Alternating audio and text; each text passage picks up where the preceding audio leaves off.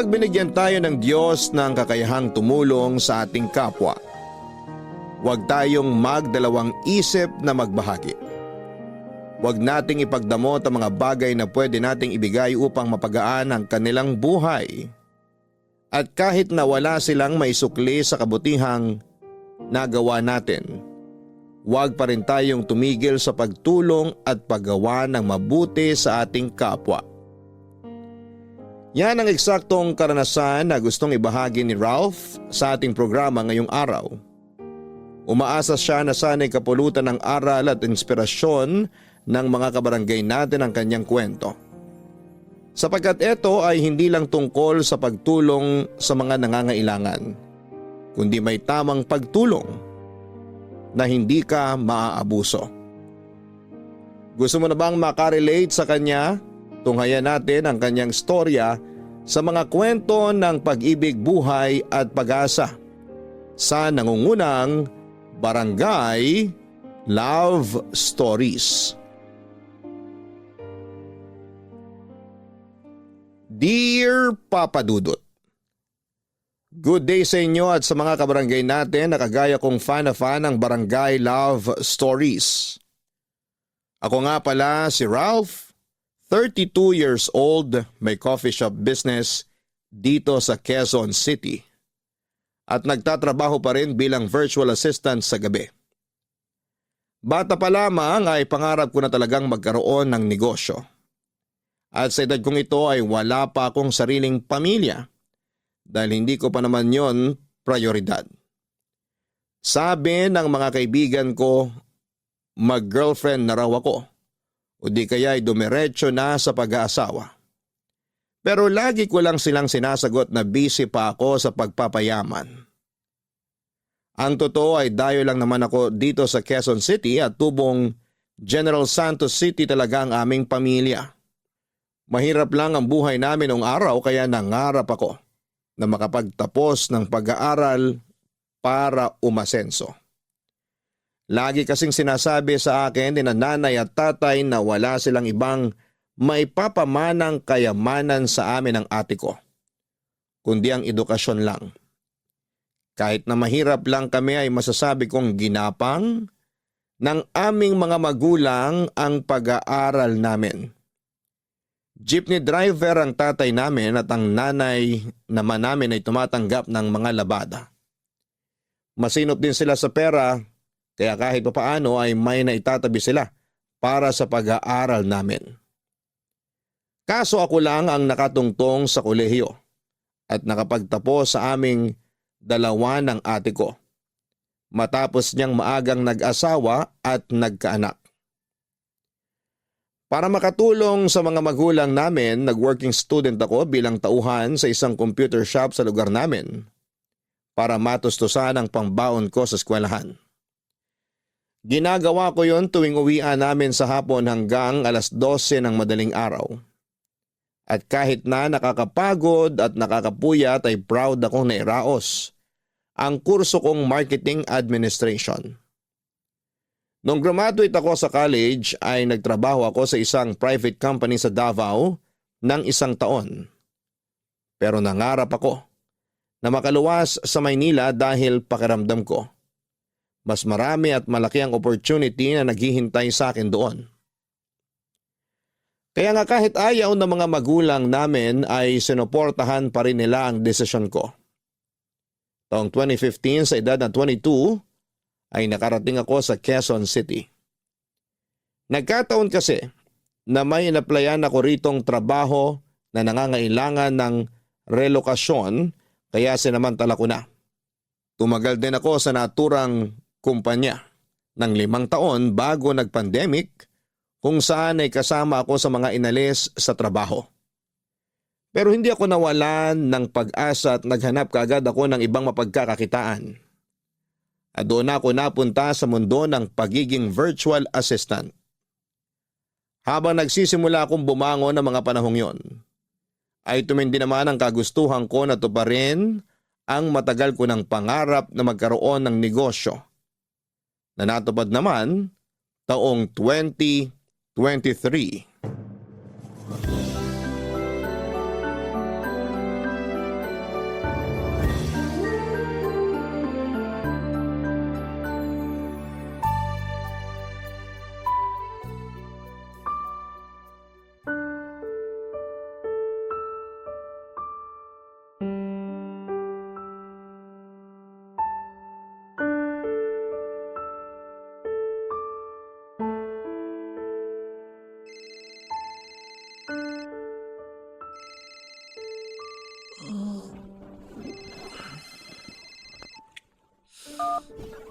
Hello?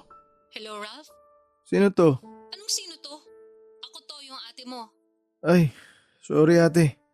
Kagigising ko lang eh. Wow, tanghaling tapat na ngayon ka palang gigising. Iba talaga kapag mayaman na. Ayos lang kahit tanghaliin ng gising at hindi masyado magbanat ng buto. Ano ka ba? Hindi ako mayaman. Kaya ako tinanghali ng gising kasi napuyat ako sa trabaho ko kagabi. Sus, maniwala ako sa'yo. Baka ini-eme mo lang ako ah. Anong ini-eme? Chinacharot, niloloko. Baka sinasabi mo lang na nagtatrabaho ka sa gabi para yun ang paniwalaan namin dito sa probinsya. Pero ang totoo, pag gimmick-gimmick ka na lang. Yun ang totoo. Napuyat ako dahil sa trabaho. Bakit naman ako magsisinungaling sa inyo? Baka kasi akala mo na hindi pa namin alam ni nanay at tatay dito, isama mo na rin yung iba nating kamag-anak na nakapagbukas ka na ng negosyo dyan sa Manila. Ayaw mo lang ipaalam sa amin na big time ka na at asensado. Unang-una, di ko naman tinago sa inyo na may negosyo na ako dito. Alam nyo naman na matagal ko ng pangarap yun, di ba? Ipinangalan ko pa nga kina nanay at tatay yung coffee shop ko eh. Pangalawa, may binabayaran akong mga tauhan at renta ng pwesto. Kaya kailangan ko pa rin magtrabaho. Kabubukas pa lang ng coffee shop ngayong taon. Hindi pa masyado kumikita yun. Kaya saan galing yung mga pinagsasabi mo na chinacharot ko kayo? Tsaka sinong big time? Para sabihin ko sa'yo ate, may mga binabayaran pa rin akong bills dito. Nagigipit pa rin ako. Kumpara naman sa buhay namin dito sa probinsya, nasa mas maayos na kalagayan ka naman dyan sa Manila eh. Siyempre ang hirap-hirap kaya na may tinataguyod na mga anak. Buti ka nga solo mo lang ang pera mo, ako. Wala lang ang pera. Kung meron man, hahatiin ko pa sa mga anak namin ang kinakasama ko. Uy, teka. Hindi naman tama na isumbat mo sa akin yung mga pinagkakagastusan nyo ng pamilya mo. Hindi ko naman sinusumbat. Pero nagkukumpara lang ako ng ganito, ganyan. Kaya wag na wag mong sasabihin na nagigipit ka. Kasi mas may gipit pa rin sa'yo at kami yun ng pamilya ko rito sa probinsya. Ay, bakit ka ba tumawag, te?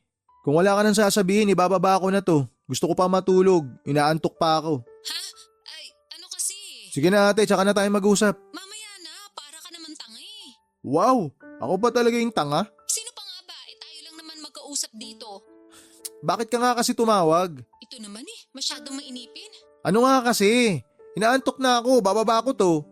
Uutang sana ako. Ano? Ano ba yan? Ulit-ulit naman Sabi ko, uutang sana ako. Kasasabi ko lang na marami rin akong gastos dito, di ba? Oo nga. Pero may inaasahan ka naman pera na susweldohin dyan sa trabahong sinasabi mo.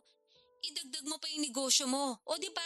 Tiba-tiba ka rin Ang labo ng katwiran mo.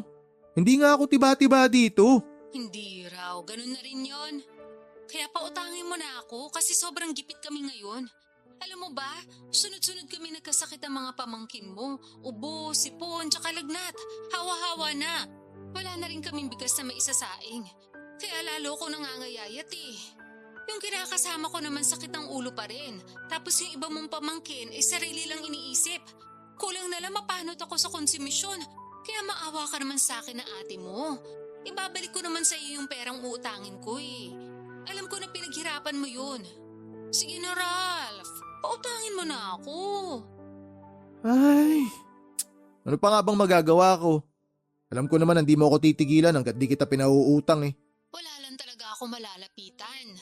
Kapag sa iba naman ako umutang, itutubuan nila ng malaki. Kaya imbis na makabayad ako agad, lalo kong nalulubog. Kaya parang awa mo na. Pagbigyan mo na ako. Palibhasa, alam mo na hindi kita matitiis. Salamat talaga Ralph. Hulog ka ng langit.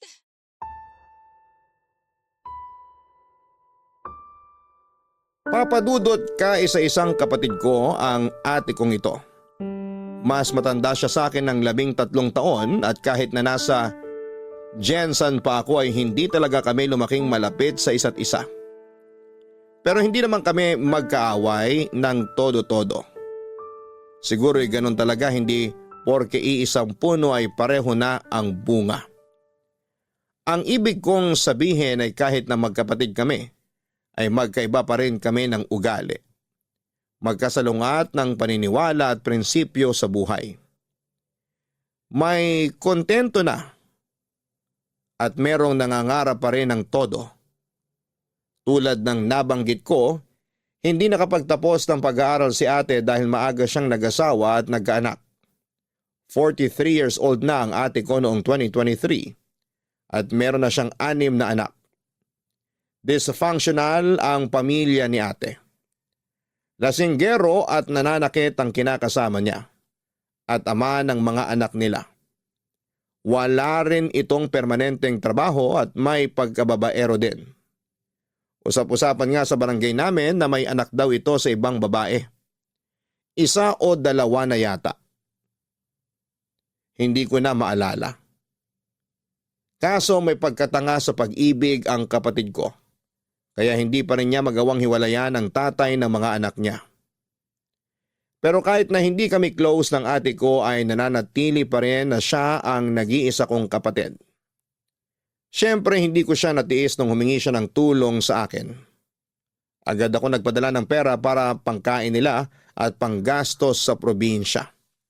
Pero hindi doon natapos ang lahat dahil ng mga sumunod na linggo ay panay na hingi sa akin ng ate ko. At nagbibigay naman ako dahil ako ang mas nakakaluwag sa aming dalawa. Sa totoo lang ay regular ako nagpapadala kina nanay at tatay ng pera panggastos nila at pambayad sa bills. Inaabutan ko rin si ate paminsan-minsan. Pero tulad ng sinabi, meron din akong binabayaran kaya hindi ko masasagot lahat. 1 beses umuwi ako sa amin sa General Santos para mag-celebrate ng birthday ko. Tuwang-tuwa sina nanay at tatay nang makita ako at ganoon din ako dahil na-miss ko sila ng sobra. Uy, Ralph, thank you dun sa pasalubong mo sa mga anak ko, ha? Tuwang-tuwa sila, lalo na yung pangalawa ko. Sakto kasi sa kanya yung sapatos na bigay mo. Tagal niya na gusto magkaroon ng bagong sapatos, pero hindi naman siya makaipon kahit may trabaho kasi mas inuuna pa yung uminom kasama mga barkada niya. Ewan ko ba sa batang yun? Mana sa tatay? Naku ate, mahirap yan. Magiging bisyo yan, katagalan. Yun na nga ang paulit-ulit kong sinasabi, kaso matigas ang ulo. Hindi na raw siya bata para pagsabihan ko pa, kasi alam naman daw niya yung ginagawa niya. Ilan taon na ba ulit yung pangalawa mo? 24. Sunod-sunod lang naman yan sila. 25 na yung panganay ko, tapos 20 anyos naman yung bunso. Si Janice yung nag-aaral, tama, di ba te? Siya na lang yung nag-aaral sa mga anak mo? Oo, patapos na siya ng senior high school ngayong taon. Buti mayroon pa sa mga anak mo na desididong mag-aral, na gusto makapagtapos. Akala ko lahat sila gusto na magtrabaho eh. Tapos yung iba nagtatrabaho nga, pero hindi pa rin regular na nakakatulong sa bahay. Kumbaga, palaasa pa rin kesyo maliit lang naman daw ang sweldo nila at pansarili lang madalas. Ang hirap din pala ng sitwasyon nyo, ate. Mismo. Kaya pasensya ka na talaga kung panay utang ako sa'yo, ha? Bumubuelo pa lang din ako ng pambayad, kaso kapag nakakahawak ako ng pera, nagagastos ko rin. Siyempre, alangan di kami kumain, kawawa naman kami. Ay, buti ka pa nga, wala ka pang anak. Kaya sa'yo lang napupunta yung sweldo mo. Marami rin akong pinagkakagastusan, kaya hindi ko rin nasosolo yung sweldo ko. Nasabi ko lang naman yun kasi tingnan mo ko. Naturi nga maraming anak pero karamihan pulpol at hindi naman maaasahan. Parang ang malas-malas ko sa mga anak ko. Kung alam ko lang na magiging suwail sila at pala sagot sa akin pagtanda, aba, sana pinalaglag ko na lang sila nung buntis pa lang ako. Ano ba mga pinagsasabi mo dyan, ate? Matakot ka nga sa Diyos. Wala na akong kinatatakutan kasi naranasan ko ng magutom at maghirap ng todo-todo. At saka kung totoong may Diyos, bakit ganito kamiserable ang buhay namin? Bakit di ako binigyan ng mga anak na hindi ko naman pala makakatulong sa buhay? Pati na rin kinakasama, sakit sa ulo. Sakit din sa bulsa dahil wala ring maayos na pinagkakakitaan. Pero di ba choice mo naman yan? Anong choice ko? Na magrebelde kina nanay at tatay nung araw. Hindi ka pumapasok sa eskwelahan para makipagkita ka sa boyfriend mo noon. O at least kayo'y nagkatuluyan ngayon. Di ba mas ginusto mo naman na mag-asawa na lang agad kesa magtapos ng college? Kasi ang dahilan mo gusto mo na lang magtrabaho. Inaani mo lang yung mga tinanim mo noon. Sobra ka naman. Nakaraan na yun eh. Bakit ang hilig mo pang ungkatin? Hindi ko naman inuungkat. Sinasabi ko lang. Kasi nagawa mo pang sisihin ng Diyos sa maling choices mo sa buhay. Eh ikaw naman lahat na may kasalanan kung tutuusin. Oy! Grabe ka na talaga sa akin ha. Baka nakakalimutan mong ate mo pa rin ako. At 13 taon pa rin ang tanda ko sa'yo. Hindi porket nakapagtapos ka ng pag-aaral, may sariling negosyo at asensado, may karapatan ka ng panghimasukan ng buhay ko. Buhay ko to, choice ko to. Kaya nga, alam ko, buhay mo yan, choice mo yan. Sorry, pero nagsasabi lang naman ako ng totoo. Pumreno ka pa rin kasi nakakasakit ka na eh. Ikaw nga hindi kita pinakikialaman sa mga choice mo. Oo na, sige na, pepreno na sa susunod. O mabalik tayo kay Janice. Yung bunso ko, alam mo, pangarap niyan makapagkolehiyo. Kaso wala naman kaming pantustos sa pag-aaral niya. Sabi nga ng ama niya, tumigil na siya sa pag-iilusyon na makakapagtapos pa sa college. Mas mabuti niyang gawin magtrabaho na lang pagka-graduate. Ayos ah, parang hindi niya anak yung kausap niya kung makapagsalita siya. Tsaka sobra naman yung nag-iilusyon. Buti nga masipag yung bata Gustong gusto makapagtapos ng pag-aaral. Ganun talaga pag hindi nakatungtong sa eskwelahan. Bopols. Pero ayun nga, gustong gusto talaga ng pamangkin mo na mag-aral. Idol ka niya Gusto ka niyang tularan pagdating ng panahon. Yun bang asensado sa buhay? Alam mo masipag mag-aral yung anak ko Pwede mo ba siyang tulungan na matupad yung pangarap niya na makapagkolehiyo? Sige na, pag-aralin mo naman yung pamangkin mo. Papadudot bunso sa 6 na magkakapatid si Janice at siya lang ang nag-aaral sa kanila ng panahong yon. Bulakbol kasi ang ibang mga anak ni ate at kahit na anong paalala sa kanila ni nanay at tatay na mag-aral ng mabuti, ay nauuwi pa rin sila sa paglalakwatsa. Lahat ng mga pamangkin ko liban kay Janice ay nagtatrabaho na kasi sinabi raw sa kanila ni ate na kung hindi rin naman sila mag-aaral ay mabuti pang magbanat na lamang sila ng buto para makatulong sa kanilang pamilya. Kaso hindi ko akalain na may mas ilalala pa pala ang iba kong mga pamangkin. Ramdam ko ang stress ng ate ko pero naisip ko na ganon din naman siya noong kabataan niya sa mga magulang namin. Sa kabila ng lahat ay napag-isip-isip ko rin na butit meron pa rin kahit isa sa mga anak ni ate ang interesado at porsigidong mag-aral at yun nga si Janice. Kaya hindi na ako nagdalawang isip na tulungan siya. Papadudot kong ilalarawan ko ang pamangkin ko ay masasabi kong mahiyain siya at matipid magsalita. Ganon daw talaga ang ugali niya ayon sa ate ko. Nang dumating nga ako sa amin ay mabibilang ko lamang sa mga daliri ko sa kamay ang pagkakataon na nag-usap kami. Puro pa yun small talk tulad ng maiksing kumustahan lang. Pero naiintindihan ko naman dahil noon lang din kami nagkita, papadudot. Sa kabila ng lahat ay inoobserbahan ko ng mabuti si Janice at base naman sa nakita ko ay desidido talaga siya na makapag-aral. Bukod doon ay lagi rin siyang binibida sa akin ng ate ko. Kaya naman habang tumatagal ay mas nakumbinsi ako na tulungan ang pamangkin ko na makapag-aral. Hindi naman ako mayaman pero sa aming dalawa ni ate ay ako ang mas nakakaluwag. Turo sa amin ng aming mga magulang na tumulong, lalo na kung meron kaming kakayahan. Kaya bago ko bumalik sa Maynila, ay nagabot ako ng pera sa ate ko, pang-enroll ng aking pamangkin. Buti ate, napapunta mo si Janice dito para personal kami magkausap. Nga pala, marunong ba siya magtagalog? Huwag kang mag-alala, marunong magtagalog yun. May hilig yun sa mga teleserye ng GMA. Doon siya natuto, pati yung tono. Pero okay lang din kung sakaling hindi. Marunong naman ako Huwag na! Tsaka para masanay na rin siya. Hello po, Ma. Hello po, Tito Ralph. Oh, andito ka na pala. Halika, tabihan mo ako rito sa upuan. Sige po. Nak, mag-thank you ka sa Tito Ralph mo. Dali. Bakit po? Kasi nga pumayag na siyang pag-aralin ka sa kolehiyo. Talaga po? Hindi niyo ako niloloko? Siyempre hindi. Di ba, Ralph? Sabihin mo nga rito sa anak ko, mukhang hindi naniniwala sa akin Totoo po ba yun, Tito? Oo. Naobserbahan ko kasi na masipag ka mag-aral. Tsaka laging sinasabi ng mama mo na gustong gusto mo raw makapag-college. Gustong gusto ko po talaga. Kaya nga nung sinabi sa akin nila mama at papa na wala silang pampaaral sa akin, nalungkot po talaga ako. Alam mo naman mahirap lang ang buhay natin, di ba? Sana naiintindihan mo na yun. Tsaka kayong lahat ginagapang naman namin kayo ng papa nyo. Hindi lang talaga tayo tinatamaan ng swerte. Puro lintik at kamalasan tumatama sa atin. Sawing palad, kumbaga. Kaya nga inawitan ko tong tito mo na baka pwede kanyang tulungan na makapag-aral sa kolehiyo. Buti pumayag siya kasi malaking bagay yun. Kaya ano pang hinihintay mo? Mag-thank you ka sabi. Opo ma, thank you po Tito Ralph. Malaking bagay po yung tulong nyo. Pangako, aayusin ko po ang pag-aaral ko para matuwa naman kayo. Ngayon pa lang natutuwa na ako sa'yo kasi nagsisikap ka talaga. Sana ipagpatuloy mo yan kahit na di magiging madali pag nasa college ka na. Hindi naman sa tinatakot kita pero iba kasi dun eh.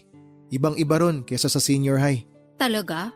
Sasakit ba ulo ng anak ko dyan? Ma naman eh. Siyempre, depende yon kung paano ko i-handle yung emotions ko. Saka marami na rin naman po akong naririnig na mahirap daw sa college.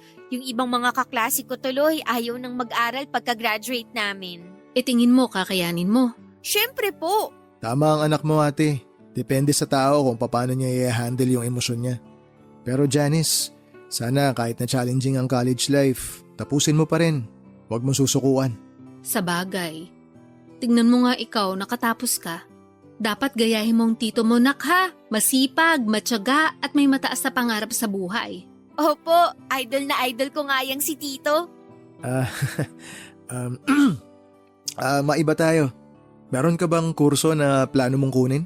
Gusto ko po sanang mag-teacher, kaso sabi ni Mama, kuhain ko raw po yung katulad ng kurso na kinuha nyo. Tama naman. Kasi dyan yumaman ng tito mo. Si ate naman paulit-ulit eh. Sinabi nang hindi nga ako mayaman. Hindi pa mayaman. Pero yayaman ka rin.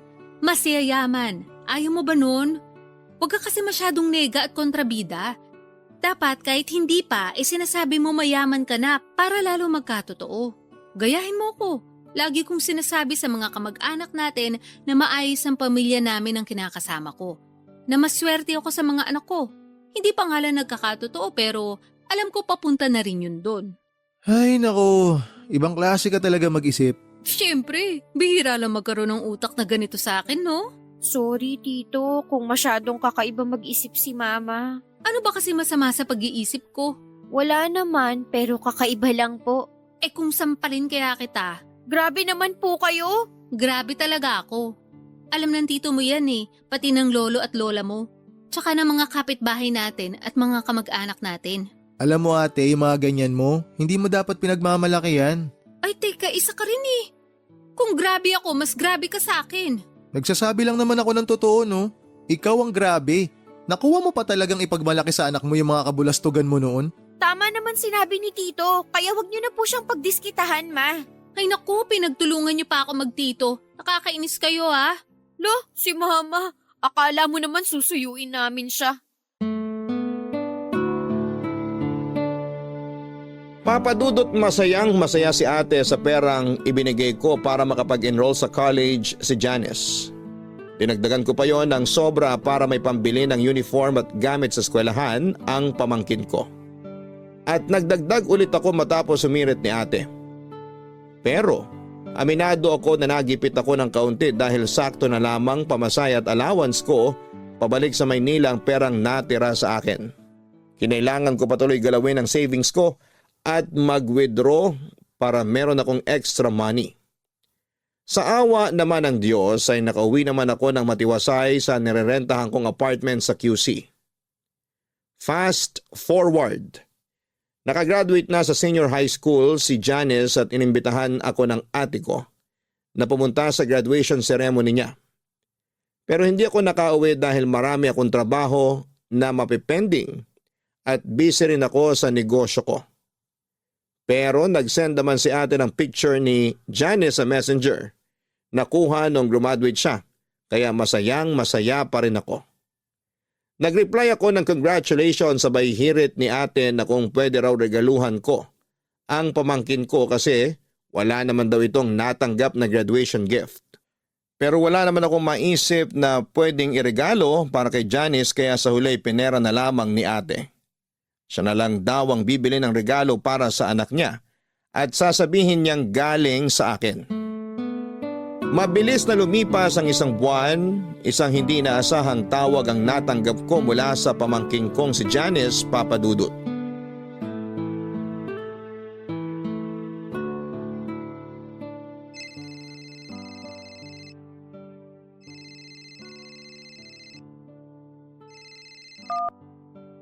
Hello?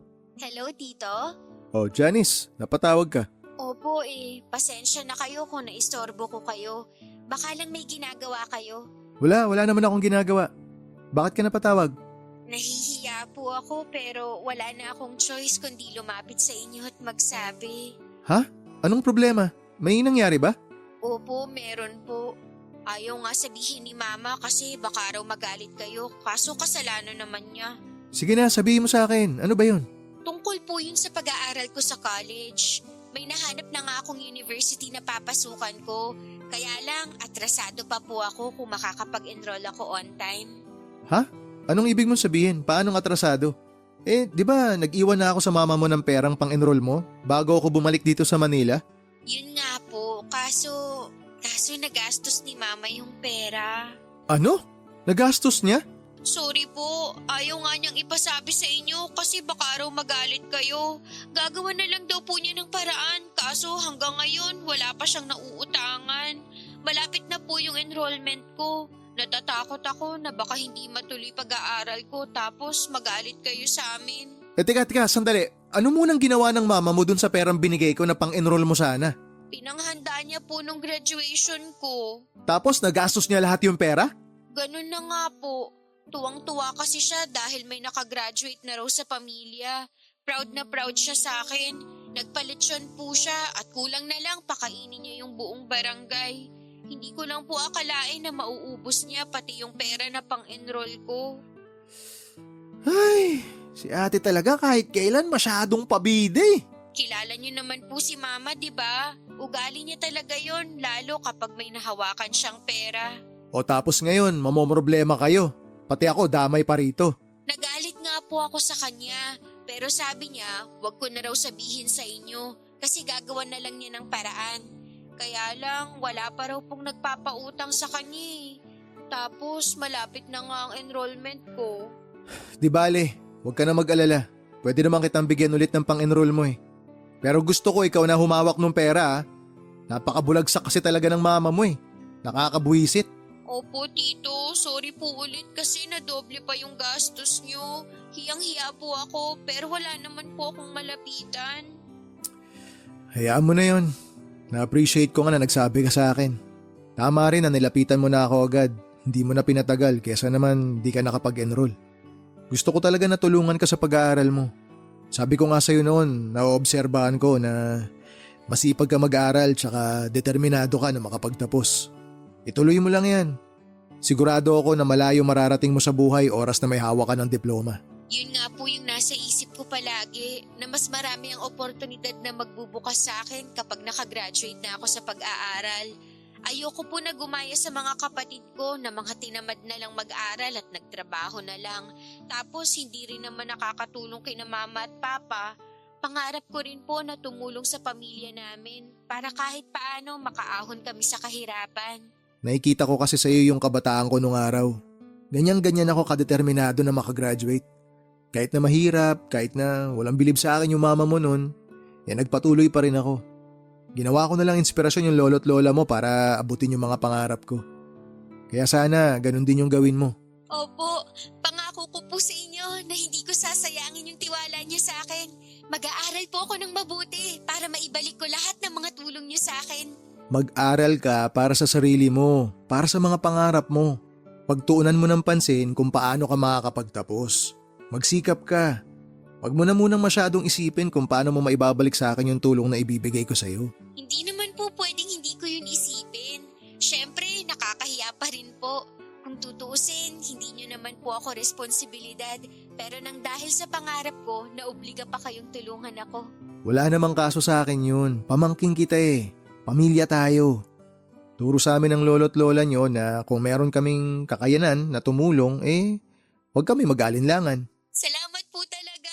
Napakaswerte swerte ko dahil meron akong mabait na tito.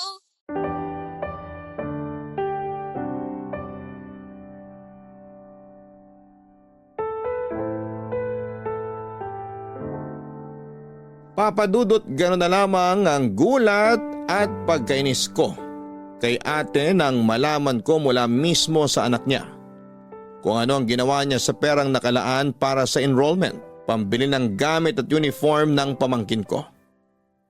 Pero pinigilan ko pa rin ang sarili ko na magalit dahil ayokong ipakita kay Janice. Ayoko matakot siya sa akin kaya naman kinontrol ko ang aking emosyon. Sa halip ay huminga na lamang ako ng malalim at nagbilang ng 10 sa isipan ko para kumalma.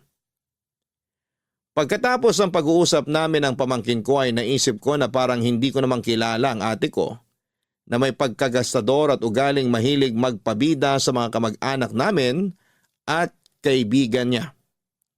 Kaya nga hindi siya nakakaipon dahil mahilig siyang bumili ng kung ano-ano. Hindi talaga siya magaling humawak ng pera at hindi rin naman niya gustong matuto, papadudot. Noong taong ding yon ng 2023 ay nagpadala ng picture sa messenger ko si ate tungkol sa registration form ni Janice sa college. Excited ako at masayang-masaya para sa pamangkin ko. Alam ko na hindi magiging madali ang college life niya. Pero nakahanda naman akong tulungan siya financially para mairaos ang kanyang pag-aaral. Alam ko kasi ang kahalagahan ng edukasyon at yon ang gusto kong tumatak sa isipan niya. Hindi nagtagal ay nagsimula na ang klase at noong mga sumunod na buwan ay napansin kong dumalas ng dumalas ang paghingi sa akin ng pera ni ate kesyo marami raw gastusin sa pag-aaral ang pamangkin ko.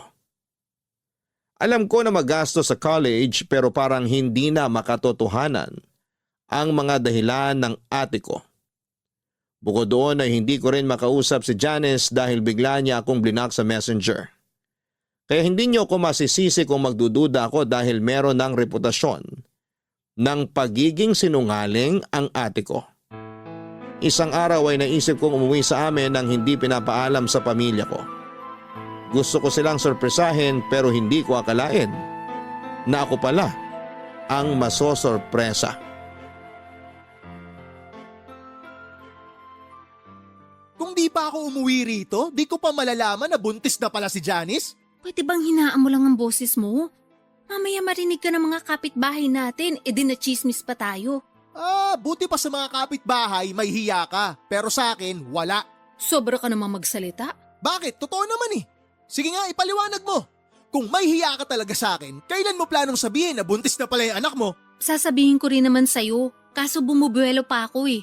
Baka magulat ka eh. Malamang, magugulat talaga ako. Sabi huwag kang sumigaw, natuturete ako sa'yo eh. Sa anak mong nabuntis, di ka natotorete?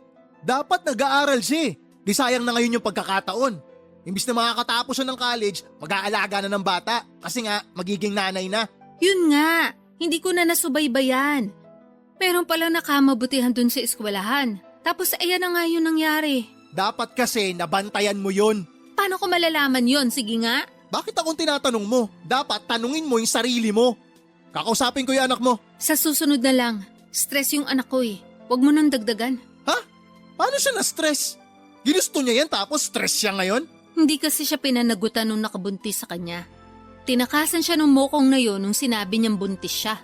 Ay, anak naman talaga ng teteng oh. Kaya nga palipasin mo na. Sa susunod mo na lang kausapin pero huwag mo namang pagalitan. Kawawa naman yung anak kong yun, baka mapano. Alam mo, kasalanan mo talaga lahat to ate. Paano ko naman naging kasalanan? Kasi masyado mong kinukonsinti yung anak mo. O yan tuloy kasi naging masyado kang maluwag. Naging masyado kang pabaya. Baka nakakalimutan mo na 20 anyos na siya, hindi na siya teenager. Tinan mo kung gaano kabaluktot yung katwiran mo. Rason na pala ngayon yun. Porke 20 na, pwede na magbuntis. Pwede na maging ina. O ibabalik ko sa'yo yung sinabi mo. Baka nakakalimutan mo ate. Ako ang nagpapaaral sa anak mo. O paano ngayon yun? Di hinto siya sa pag-aaral. Tungkol sa bagay na yan. O bakit ka natigilan dyan? Ituloy mo yung sasabihin mo. Ang totoo, tumigil na si Johnny sa pag-aaral eh. Ayaw na raw niyang pumasok, gawa ng nahihiya na siya sa mga kaklase at propesor. Ano? Tumigil na pala yung anak mo sa pag-aaral eh. Ba't tuloy-tuloy ka pa rin sa paghingi ng pera sa akin? Sinasabi mo para sa pang-aral niya. Kasi nga, bumabuelo pa ako kung kailan ko sasabihin sa'yo yun nangyari. Tapos sabi ng pamangkin mo, nahihiya daw siya sa'yo. Kaya ka nga niya blinak sa messenger ba yun? Nakita raw niya na marami kang chat sa kanya kaya nataranta siya. Natakot din siya na magalit ka sa kanya. Siyempre, magagalit ako sa kanya. Pati na rin sa'yo. Ilang beses nyo na ako niloko? Binibilog nyo lagi yung ulo ko? Kakapal na mukha nyo? Sobra ka naman. Para naman sa pamangkin mo yung pera na hinihingi ko sa'yo. Sa palagay mo, saan ko kukunin yung pera na panggastos sa check-up at mga kailangan sa pagbubuntis ng pamangkin mo? Kung makapagsalita ka naman, akala mo hindi ka nakakasakit ng damdamin? Nasasaktan ka. Kasi masasakit yung mga naririnig mong salita sa akin. Ako, ano kayang nararamdaman ko ngayon? Ang hirap kasi sa'yo, damdamin mo lang yung palaging mahalaga eh. Nangyari na nga kasi. Buntis na yung anak ko. Ano pa bang gusto mong gawin ko? Gusto mo ba na ipalaglag na lang natin yung dinadala niya? O tapos ngayon hihiritan mo ako ng ganyan. Para ka naman tanga ate. Kilabutan ka nga sa mga sinasabi mo. Ikaw lang naman iniisip ko. Mukhang apektado ka sa nangyari.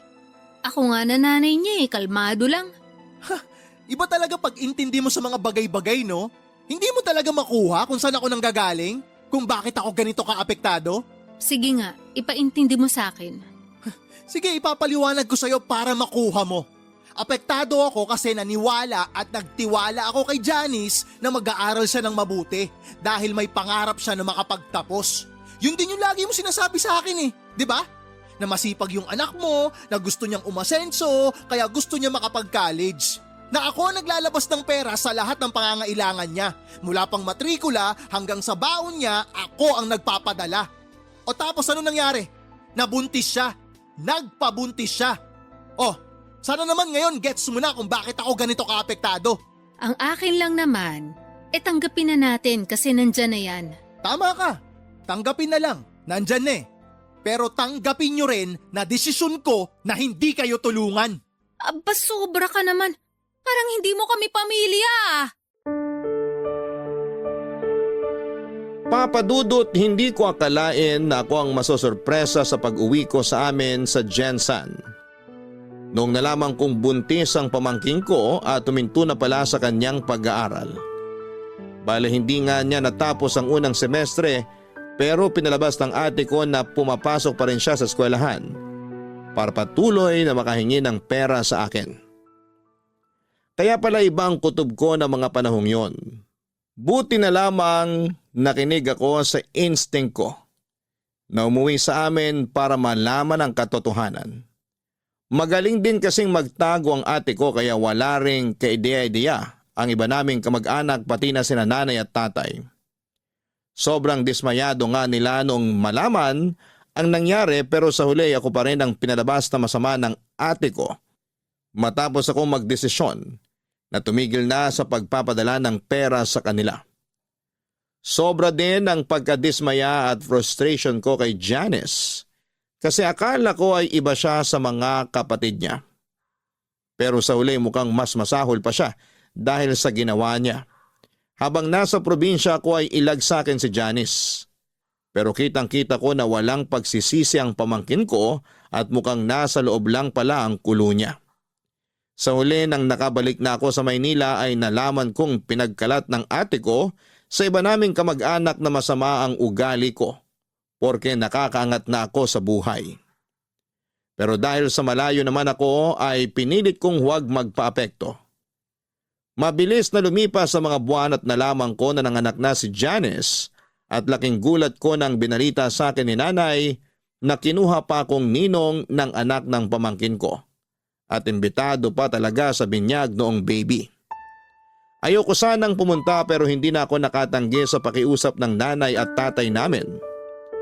Taong 2024 nang umuwi ulit ako sa Jensan para umaten sa binyag ng anak ni Janice. Buti naman umuwi ka dito sa atin sa probinsya para umattend ang binyag ng baby ni Jen. Wala naman ako magagawa eh. Ayoko sana pero pinilit ako ni nanay at tatay.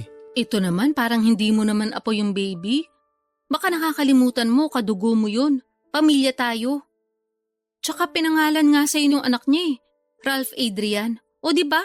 Magandang pakinggan. Hindi naman tungkol sa baby ni Janice yung rason kaya ayoko munang umuwi dito eh. Baka nakakalimutan mo. Siniraan mo ako sa mga kamag-anak natin. Pinagkalat mo na masama ugali ko dahil tumigil ako sa pagbibigay ng pera sa inyo. Salamat sa iyo hanggang ngayon ang sama ng tingin sa akin ng ibang kamag-anak natin.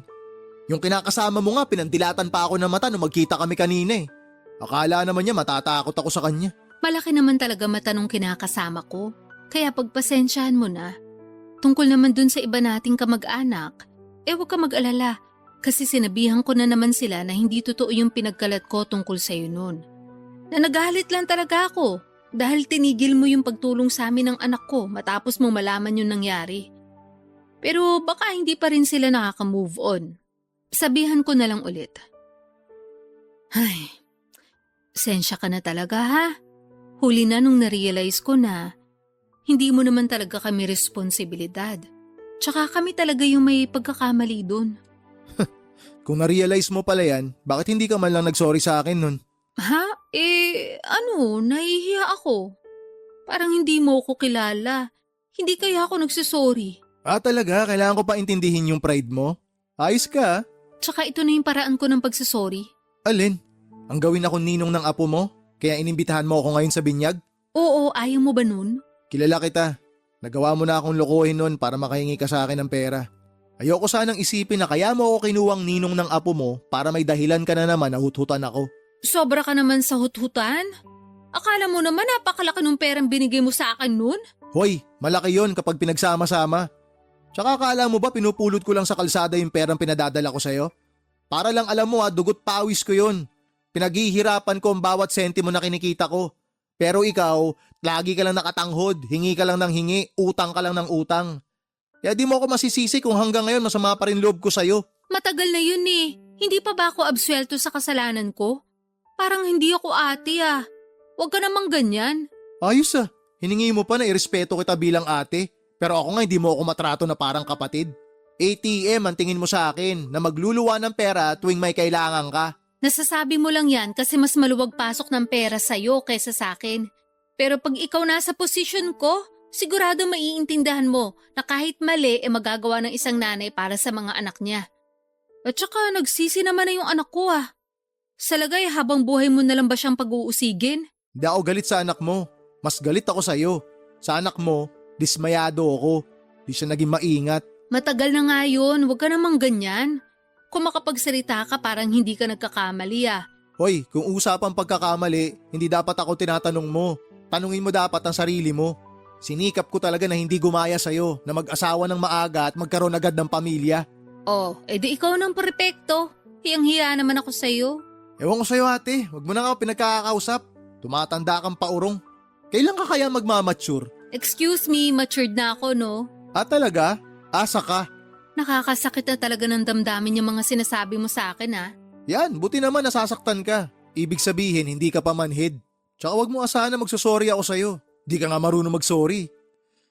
Ay, sige na, alis na ako. Doon na ako kina nanay. Pagod na ako. Sandali lang naman. Ano ba yun? Huwag ka munang umalis. May sasabihin pa ako. Sabihin mo na yung sasabihin mo. Gusto ko na umuwi.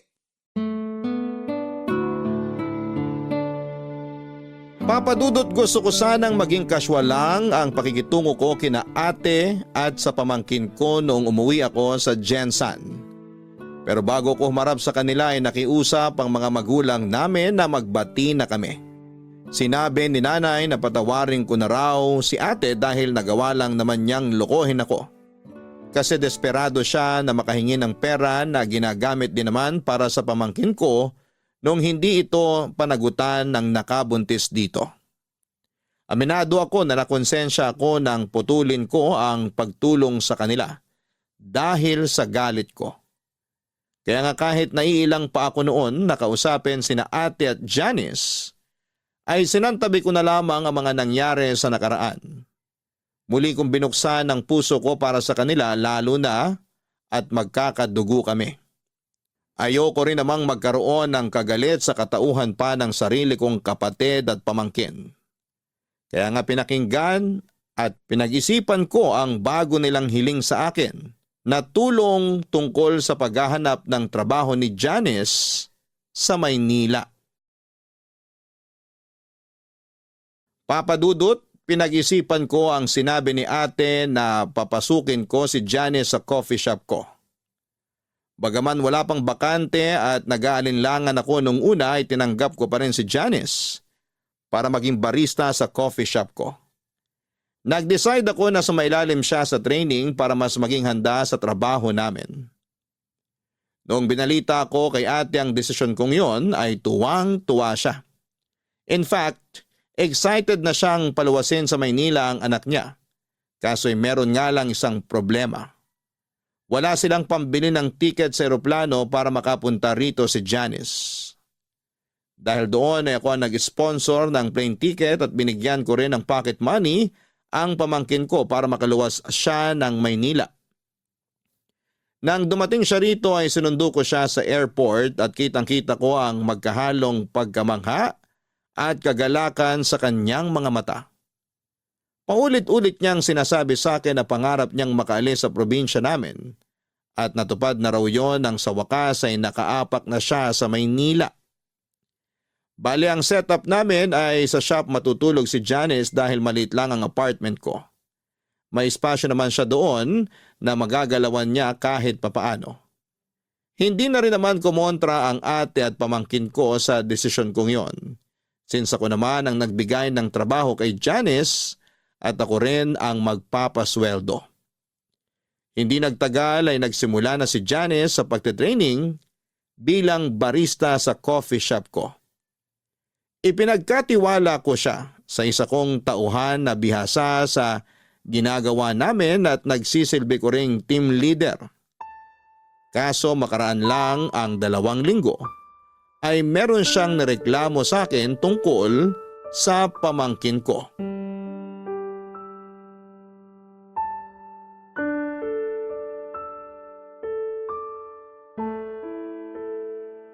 Janice, liga. Mag-usap tayo sandali. Opo, tungkol saan po? May nalaman akong report tungkol sa'yo galing sa bisor nyo. Ano pong report yun? Tungkol daw sa ugali mo. Totoo ba na mahirap ka raw pakisamahan? Na boss ka raw kung umasta dito porke tito mo ko? Wow ha? Sinabi po ba talaga niya yan? Oo. Bukod doon, ang hirap mo raw turuan. Hindi ka rin marunong sumunod sa instruction. At ginagawa mo lang kung ano gusto mo. Mahilig ka raw magreklamo, puro ka pa cellphone. At naniwala naman po kayo sa sinabi niya? Nung una, syempre hindi. Kasi ayokong isipin na totoo yung mga sinasabi niya. Tsaka malaki ang tiwala ako sa'yo eh. Pamangking kita pero kailangan ko rin naman pakinggan yung mga empleyado ko at maging pata sa kanila. Kaya ang ginawa ko, pinanood ko yung CCTV footage nitong shop last week. At doon ko napatunayan na tama nga yung mga reklamo niya tungkol sa ugali mo. Sorry po, Tito. Ay, di ba nagkasundo na tayo nung umpisa pa lang? Na hindi kita tatratuhing pamangkin at hindi mo rin gagamitin yung pagiging magkamag-anak natin dito sa trabaho. Umuo ka. Sinabi mo pa nga na tama lang yun para maging patas sa iba. Bukod dun, ikaw ang bago dito. Kaya dapat hindi mo minamalditahan yung team leader nyo. Dahil sa ginagawa mong yun, parang lumalabas, binabastos mo na rin ako. Pal naman kasi yung team leader nyong yun. Masyadong sip-sip sa inyo, akala mo kung sino. Bakit? Tagapagmana nyo po ba siya? Ano sabi mo? Tinatanong ko kayo kung magiging tagapagmana nyo siya kasi wala naman kayong sariling anak, di ba? Anong koneksyon yan sa pagmamaldita mo? O baka naman may gusto siya sa'yo kaya gano'n na lang siya makasipsip. Hoy Johnny, sumayos ka. Saan ba pinagkukuha yung mga sinasabi mo? Sa obserbasyon ko lang naman. Akala nyo kayo lang ang marunong mag-obserba? Ako rin kaya. At yan ang mga nakikita ko. Masyadong sumbongera yung mga tauhan nyo. Pero sipsip at plastikada naman. Akala mo kung sinong magaling nagkakamali rin naman sila. Ako nga madalas nilang binubuli kasi baguhan lang ako. May isang beses na pinaglinis nila ako ng CR para may magawa raw ako. Tama ba yun? Bagong manicure pa naman ako noon. Nasira lang tuloy mga kuko ko. Kailan nangyari yan? Sabihin mo, para ma-check ko sa CCTV. Hindi ko na matandaan. Basta nangyari talaga yun. Kung totoo ngang nangyari yan at pag napatunayan ko na binubuli ka nila, meron silang matatanggap na memo sa akin. Memo lang? Hindi nyo ba sila tatanggalin? Hindi ako pwede basta-basta magtanggal ng empleyado lalo't walang mabigat na dahilan. Tsaka may proseso yan. Kaya nga memo muna kasi first offense pa lang. Bukod doon, matagal na rin sila sa akin. Wala namang ganitong insidente bago ka dumating eh. Ibig sabihin, ako lang talaga panira rito? Wala naman akong sinasabing ganun. Ganun na rin yun eh. Sinasabi nyo na ako lang panira dito sa negosyo nyo. Grabe, ang unfair nyo naman hindi nyo naman kaano-ano yung mga yon. Ako kaya ang pamangkin nyo rito. Hindi ko nakakalimutan na pamangking kita, pero sana wag mo rin kalimutan na kailangan kong maging patas. Sana maintindihan mo rin na pagdating sa trabaho, hindi mo lang ako tito, boss mo rin ako. Kung yung team leader nyo hindi mo magawang respetuhin, paano ako makakaasa na re-respetuhin mo ako pag di ka nakaharap sa akin? Sinong may sabi na hindi ko kayo nire-respeto? Nire-respeto ko kaya kayo? Respetuhin mo rin yung mga katrabaho mo. Mahalin mo sila kasi kayo yung magkakasama dito. Mahalin at pahalagahan mo rin yung trabaho mo kasi pinagkakakitaan mo to eh. Kaya ka nga lumuwas dito sa Maynila para maghanap buhay. Para may padala ka sa anak mo sa probinsya. Alam ko naman yun. Hindi nyo na kailangang isumbat sa akin. Hindi kita sinusumbatan. Sinasabi ko lang sa'yo yung mga dapat mong gawin na dapat mong tandaan kasi nalilihis ka eh. Parang hindi mo ata naaalala kung bakit ka nagtatrabaho dito sa Maynila eh. Pinamumukha nyo na kayo ang nagpapasweldo sa akin. Na kayo rin ang nagbayad ng ticket ko sa eroplano para makapunta ako rito. Kulang na lang sabihin nyo sa akin ang kapal ng mukha ko dahil sa dami ng mga tinulong nyo sa pamilya namin. Siguro nga tama ako. Nagalit pa rin kayo sa akin hanggang ngayon. Kasi hindi ko tinupad yung pangako ko na magtatapos sa college dahil nabuntis ako ng maaga.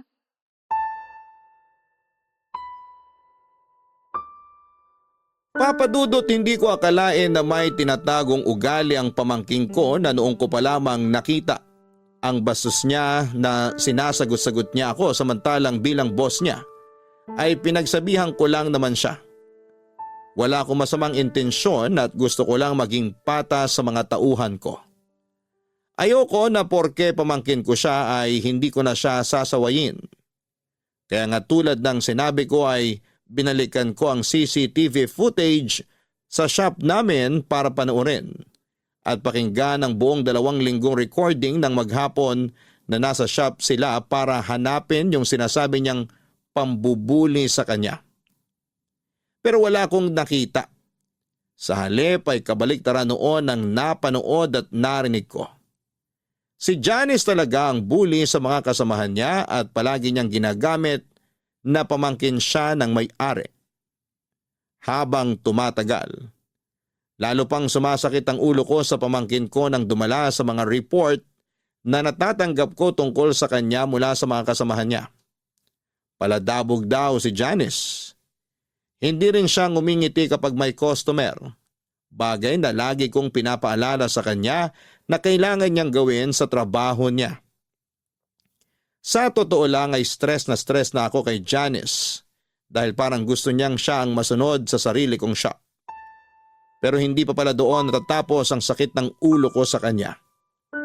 Nang tumawag sa akin si ate, nagalit kesyo nakarating sa kanya ang balita na pinagsabihan at pinagalitan ko si Janice tungkol sa aming trabaho.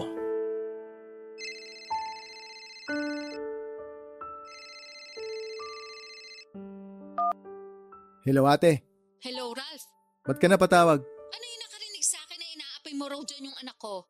Ha? Huwag mo ko hinahadyan. Alam kong narinig mo yung sinabi ko.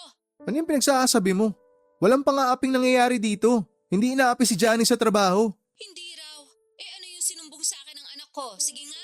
Hindi ko alam kung ano pinag-usapan niyo. Bakit? Ano ba mga sinumbong niya sa'yo? Sinabi lang naman niya sa akin na binubuli niyo raw siya dyan. Tapos nagsumbong daw siya sa'yo. At mas kinampihan mo pa raw yung iba mong mga tauhan. Aba Ralph, sino ba sa kanila ang pamangkin mo? Oo nga, pamangkin ko si Janice. Pero walang pambubuling nangyayari sa trabaho. Ibig mong sabihin sinungaling ang anak ko? Oo, nagsisinungaling siya. Dahil ako mismo ang nag-imbestiga sa reklamo ng mga kasamahan niya. Alam mo kung ano nadiskubre ko sa anak mo? Ano? Yung anak mo mismo ang bully. Binubuli niya lahat ng mga katrabaho niya. Huwag niya subukang itanggi dahil may ebidensya ako. Meron akong kopya ng CCTV footage kung saan huling-huli si Janice na nambubuli. Pwede ko ipadala sa'yo para sabay niyong panooring mag-ina. Para maliwanagan ka na may pagkasinungaling talaga yung anak mong maldita. Baka naman pwede natin pag-usapan to, Ralph. Pamangkin mo naman yun eh. Ate mo ko, di ba? Diyan kayo magaling. Kayo ng anak mo. Lagi niyong binabalandra sa mukha ko na pamilya tayo para makonsensya ako. Pero di niyo man lang ba naisip na nakakapagod kayo? Alam mo ba na hindi lang pambubuli ang problema ni Janice sa trabaho? Hindi lang yun ang issue rito. Tatamad-tamad din yung anak mo. Bukod sa ubod ng maldita, nagmamarunong pa. Lagi pa nakasimangot sa harap ng mga customer ha. Hindi rin siya mapagsabihan. Kasi ultimo ako na tsuhin niya. Ganun-ganun na lang o sagot-sagutin niya eh. O tama ba yon? Tapos ngayon malalaman ko na gumagawa siya ng kwento para malinis ang pangalan niya dyan sa inyo. Tapos palalabasin niya na kawawa siya rito. Ano yun? Para naman akong ginagawang tanga ng anak mo ate. Pagpasensya mo na yung pamangkin mong yun. Hayaan mo, pagsasabihan ko. Nako, hindi na ako aasa na pagsasabihan mo yung anak mo. Tsaka pagpasensyahan? Sawang-sawa na akong pagpasensyahan kayo. Akala ko iba'y hilat siya ni Janice sa'yo eh. Pero mag-ina nga talaga kayo. Parehong-pareho ugali niyong dalawa. Ano namang ibig mong sabihin, ha? Ikaw naman di mo pa nakuha agad. Gusto mo pa ipaliwanag ko sa'yo. Manang-mana sa'yo yung anak mo. Yun ang ibig kong sabihin. Pareho kayong sinungaling, pareho kayong manluloko, pareho kayong manggagamit, pareho ring masama ugali nyo. Aba, hinay-hinay ka sa mga sinasabi mo dyan. Ano maghinay-hinay pinagsasabi mo? Hoy ate, wag mo ako manduhan. Punong-puno na ako sa inyo ng anak mo. Tinulungan ko kayo, pinagkatiwalaan kasi nga tulad ng lagi mong dinadahilan, pamilya ko kayo. Pero anong ginawa niyong mag-ina? Ha? Ano? Niloko niyo ako ng paulit-ulit. Ang nakakatawa dito, nagkuntsabaan pa kayong dalawa. Alam mo sa totoo lang, akala ko tama nakalimutan ko na lang yung atraso niyo sa akin eh.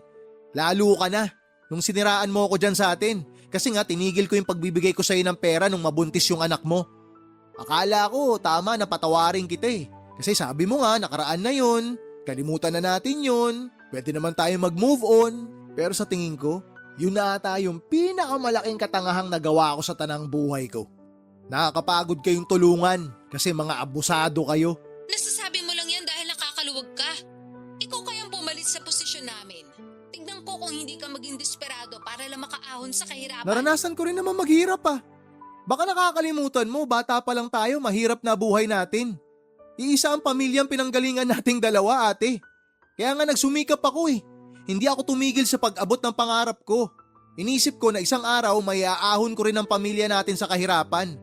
Oh, ngayon meron akong savings, meron akong konting naipundar, meron akong maayos na trabaho, meron akong sariling negosyo kasi nagsumikap ako. Hindi ako tinamad na kumayod at hindi ako naging malandi katulad mo. Para sabihin ko sa'yo, narating ko to nang hindi naging desperado na gumawa ng masama at manloko ng kapwa para lang makaahon sa kahirapan. Hindi kagaya mo. Wala lang sa'yo na loko-lokohin ako, maitawid nyo lang yung katamaran nyo. Kasalanan mo talaga eh, tsaka ng baluktot mong katwiran kung bakit naligaw ng landas yung mga anak mo. Dapat ikaw yung gumagabay sa kanila eh. Pero ikaw mismo yung dahilan kung bakit sila napariwara. Grabe ka naman sa mga sinabi mo. Humanda ka. Ipagkakalat ko sa buong barangay natin na masama ang ugali mo. Gawin mo! Sino tinakot mo?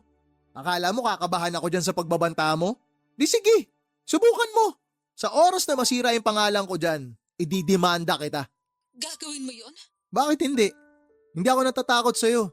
Oh, pinagbantaan mo ako, nasisiraan mo ako dyan sa atin. Tas ngayon sinabi ko na didemanda kita, nagtatanong ka kung gagawin ko ba talaga. Para ka naman tanga kausap ate. Hindi lang kita pinapatulan noon, pero punong-puno na ako sa'yo ngayon. Napagod na ako sa pagtulong sa inyo, napagod na ako sa ugali mo. Kaya wag na wag mo akong tinatakot kung ayaw mong may kalagyan ka. Sige na, bababa ako na to. May trabaho pa ako. Papadudot alam ko na mali na takutin ko si ate, pero ayoko namang isipin niya na palalagpasin ko lang ang ginawa ng anak niya. Saka binigyan ko naman ng tsansa si Janice na ayusin ang ugali niya pero hindi niya pa rin ginawa yon. Unfair sa iba niyang kasamahan na nagtatrabaho ng patas. Kaya nga nag-decide akong tanggalin na lamang siya sa trabaho at pauwiin sa Jensan. Bagay na hindi na nila tinutulan ng ate ko. Ako ang sumagot ng plane ticket ng pamangkin ko pabalik sa probinsya namin at simula noon ay nawala na ako ng amor sa kanila. May mga naririnig akong balita tungkol sa kanila mula kina nanay at tatay pero lagi kong sinasabi na wala na akong pakialam. Ang totoo ay meron pa naman pero ayoko nang makialam. Dahil baka makahanap na naman ng opportunity ang ate ko na gamitin ako sa pansarili niyang pakinabang. Pagod na akong tumulong ng bukal sa puso para lang lokohin at gamitin ng pamilya nila.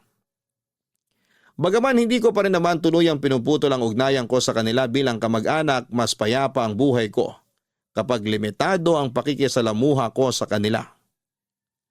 Alam ko sa puso ko na ginawa ko ang lahat para tulungan ang pamilya ng ate ko. Kaunting pagsasakripisyo lang naman ang kailangan nilang ipuhunan. Pero tamad sila.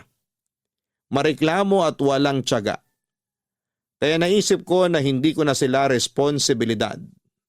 Dalangin ko na lang na may matutuhan sa buhay si ate at ang pamilya niya. Kapag nangyari yon, baka pwede ko pa ulit silang tulungan. Maraming salamat po Papa Dudut sakaling mapili ninyong i-area ang storya ng buhay ko. Sana po ay kinapulutan ito ng aral at inspirasyon ng mga kabarangay natin. God bless sa Barangay Love Stories and more power sa inyong istasyon at congratulations po sa mga pagkilala, mga awards na inyong natatanggap. Ang inyong forever kapuso at kabarangay, Dear Papa Dudut, good day po sa inyo at sa lahat ng mga kabarangay na katulad kong avid listener ng Barangay Love Stories. Tawagin niyo na lamang po ako sa pangalang Vito, 33 years old at nagtatrabaho bilang auditor sa isang private company dito sa Quezon City. Sa edad kong ito ay wala pa akong asawa dahil ginugol ko na sa pag-aalaga sa aking nanay na may sakit na demensya ang nakaraang 10 taon ng buhay ko. Kaya lang noong buwan ng August 2024 ay tuluyan nang namaalam ang mahal kong ina. Kaya nga naisipan kong magpadala ng sulat sa inyong istasyon upang ibahagi ang aming kwento na magsisimula noong 20 years old pa lamang ako. Tubong Cainta Rizal kami ng aking pamilya. Single parent si Nanay Cedes at mag-isa niya kaming tinaguyod ng Ate Susan ko. Mananahi siya sa isang garment factory sa Taytay. At kahit na mahirap ang aming buhay ay pilit niyang nilakasan ang kanyang loob upang mapag-aral kaming magkapatid. Laging bukang bibig ng nanay na edukasyon lang daw ang kaya niyang ipamana sa amin dahil nga dukha lang ang aming pamilya. Kaya nga naging mukha siya ng pagiging istrikto sa aming magkapatid. Naunahin ang aming pag-aaral at huwag munang magpapamilya, Papa Dudut.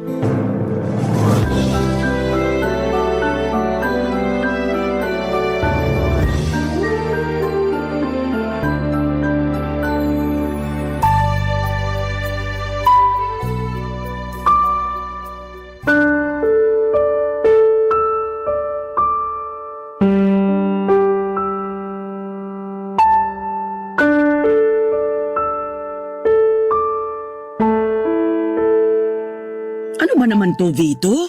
2 major subject mo pa talaga yung 3? Tapos yung iba rito ay puro na 2? Sigurado ka bang makakagraduate ka nito? Opo, Nay. 5 naman po yung bagsak. Wala naman po akong 5 dyan. Wala ring incomplete. At talagang pinagmalaki mo pang wala, ano? Hindi po ba dapat? Hindi talaga kasi kahit walang 5 rito, ang baba pa rin ito. Kumbaga, katumbas ito ng mga gradong palakol nung elementary at high school. Pasensya na po kayo. Yan lang po kasi talaga ang kinain ng utak ko. Pasensyahin mo mukha mo. Mababago ba nun tong mga grado mo? Saka kaya siguro ganito to kababa kasi hindi ka naman talaga nag-aaral. Oo, pumapasok sa eskwelahan at nanghihingi ng baon. Pero baka hindi naman talaga doon ang punta mo. Saan naman po ako pupunta kung hindi sa eskwelahan? Saan pa ba? Di sa bilyaran? O di kaya doon sa computer shop? Naku, wag ka nang magsinungaling. Nakita ka nga ng Ate Susan mo sa mga lugar na sinasabi ko. Nagpapaprint lang po ako sa computer shop. Hindi po ako tumatambay doon o naglalaro. Talaga lang ha? Pexman! Yung sa bilyaran? 1 beses lang naman po akong pumunta sa bilyaran. Nung nagkita-kita lang kami ng mga ka-text clan ko. Saka nandun din naman si Ate Susan eh. Nakikipag-inuman pa nga siya tapos ako lang ang pinagagalitan nyo. 18 anyos na yung ate mo. Nung panahong yon, Ikaw 15 pa lang, pero nakuha mo pang pumaroon. Tapos magre-reklamo ka sa akin kung bakit ikaw ang pinapagalitan ko at hindi kasama ang ate mo? Opo, kasi paborito niyo si Ate Susan. Hindi niyo nga siya kayang pagalitan kasi ayaw niyong magtampo siya sa inyo. Anong sabi mo? Sabi ko, paborito niyo si Ate Susan. Ako hindi. Mas mahal niyo si Ate Susan. Tapos galit kayo sa akin. Ano bang pinagsasabi mong bata ka? Alam niyo po kung ano ang sinasabi ko. Saka hindi na ako bata para di pa maintindihan yung totoong nangyayari. Ang unfair niyo, Nay. Kasi si Ate Susan lang yung tinuturing yung anak. Tapos ako, parang wala lang. Kung parang wala ka lang para sa akin, sana hindi na kita pinag-aral, pinakain at pinatira sa bahay ko. Hirap sa'yo, sumasama ang loob mo pag napagsasabihan ka. Maanong intindihin mo munang mabuti ang sitwasyon? Total, sabi mo hindi ka na bata. Ibig sabihin, malawak na dapat ang pangunawa mo. Kahit na anong sabihin niyo, ganun ko po nakikita ang sitwasyon. Sana talaga hindi na ako sinaoli nun ni tatay sa inyo. Abay, sana nga. Ano pong sinabi niyo? Sana nga, hindi ka na sinauli sa akin ng magaling mong ama kung magiging ganyan lang katigas ang ulo mo paglaki. Napakawalang utang na loob mo, Beto. Hindi ka marunong rumispeto sa ina mo na nagpalaki sa'yo.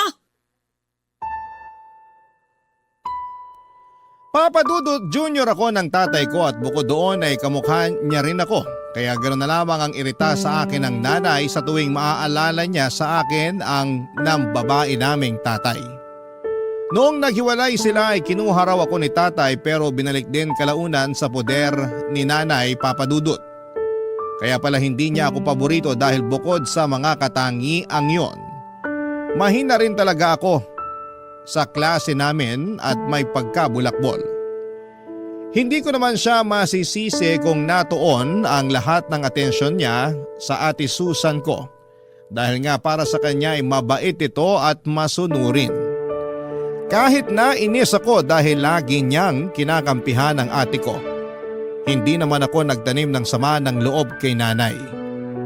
Kasi siya pa rin naman ang nag-iisa naming magulang na nagtaguyod sa aming magkapatid.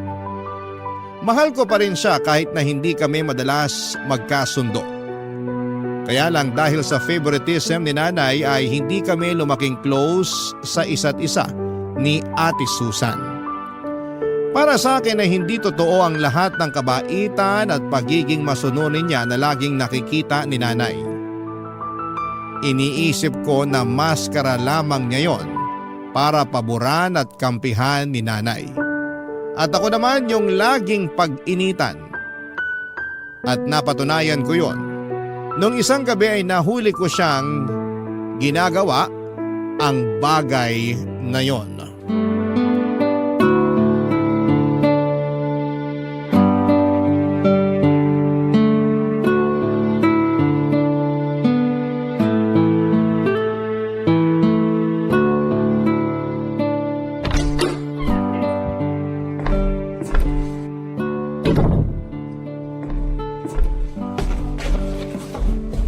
Bakit tumingin ka lang, Ate Susan? Alam ko na ng tinapavito. Bakit gising ka pa? Alauna na ng madaling araw, oh. Alam ko, marunong akong tumingin ng oras. Bakit nga gising ka pa? Kasi nakita ko kayo. Ha? Nakita ko kayo nung kasama mong lalaki na nagalikan sa tapat ng bahay natin. Siguro boyfriend mo yun, no? Eh ano naman ngayon sa'yo kung oo? Lagot ka kay nanay. May boyfriend ka na. Bakit ako lagot? Eh nasa tamang edad na ako. Baka kung ikaw ang magka-girlfriend, ikaw pang malagot. Malamang, kasi paborito ka ni nanay kesa sa akin. Buti alam mo. Kaya kung ako sa'yo, itulog mo na lang yan. At bang kalimutan ingay mo yun? na lang yung nakita mo. Oh, bakit kising pa kayong dalawa? Nay, si ate po kasi... Nay! Ano ba kasi yon? Bakit mo naman tinatakpan ang bibig ng kapatid mo, Susan? Kasi po, aray! Bitiwan mo kasi ako! Nay, si Vito! Kinagat po yung daliri ko! Ano? Patingin nga ako! Naku! May bakas pa ng ngipin ng kapatid mo. Bakit mo yun ginawa sa ate mo? Napakabastos mo, Vito! Wala po akong ginagawa. Si Ate Susan nga yung may ginagawa eh. Anong ibig mong sabihin? Kasi po... Mabuti pa po, matulog na tayo. Huwag niyo na kausapin niyang si Vito kasi malamang kung ano-ano na namang kalukuhan ang sasabihin niyan. Anong puro kalokohan? Ang sabihin mo, natatakot ka lang malaman ni nanay ang totoo. Ano ba kasi yung totoo na yon? Sabihin mo nga sa akin. Huwag niyo na po kasing alamin yun. Wala lang po yun. Eh kung wala lang yon, hindi ka dapat matakot. O ano na Vito? Naiinip na ako sa sasabihin mo. Nakita ko pong may kahalikang lalaki si Ate Susan kanina. Hinatid po siya dito nun sa bahay. Tapos inamin ni ate na boyfriend niya yun. Ano ka mo? Totoo ba yung sinabi ng kapatid mo? Siyempre po hindi. Anong hindi? Galit nga si nanay sa mga sinungaling. Kaya bakit ako magsisinungaling? Totoo yung sinabi ko. Kitang-kita ng dalawa kong mga mata. Tumigil ka na nga. Napakasumbongero mo. Huwag mong pagdiskitahan ng kapatid mo. Kausapin mo ako, Susan. Ano pa po bang pag-uusapan natin? Alam ko na kung saan yun pupunta.